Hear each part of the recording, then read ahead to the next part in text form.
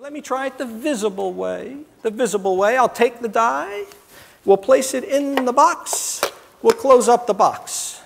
We'll show you, to make life easy, what side the die is on. The die is on this side, I'll close it up and I'll ask you, now, what side, Andy, is the die on? No, it's not on this side. There's nothing on this side. What side is it on, Andy? The other one. That's what you say, but it's really in the hat, and I'll show you. Open it up. There you go.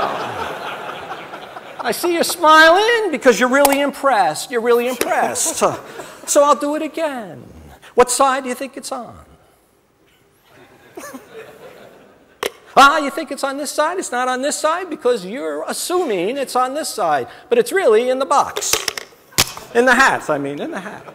Now, I know what you're thinking. You want me to open all 4 doors at the same time. And I will, but we'll make a deal. This is what we're going to do. I'm going to open all 4 doors at the same time. You are then going to reach into the hat. What's going to happen is the die is going to be gone from the box, and the die will be found in the hat. You will pull it out. And when we do, when that happens, you pull it out, we will receive thunderous applause.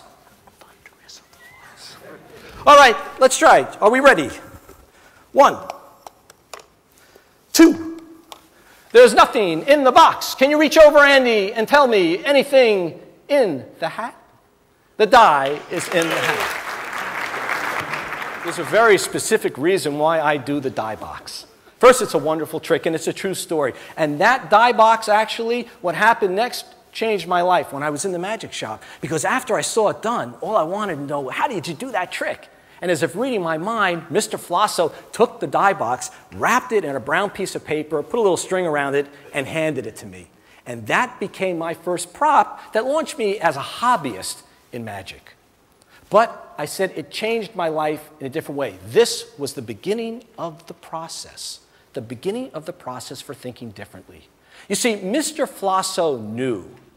He knew that when he took the die and placed it in the box, that I would assume that the die is in the box, especially when he showed me the die in the box. And because I assumed that the die was in the box, he knew that I would assume that when he went like this and you heard the click, that the die was not disappearing, it was going from one side of the box to the other.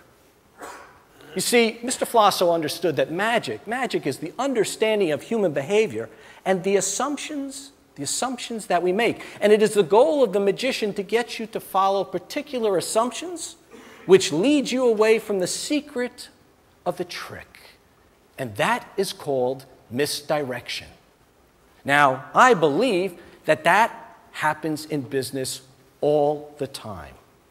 You see, in business, we have to rely on our assumptions. We have to. If we had to question every one of our assumptions, business would freeze. Business could not go on.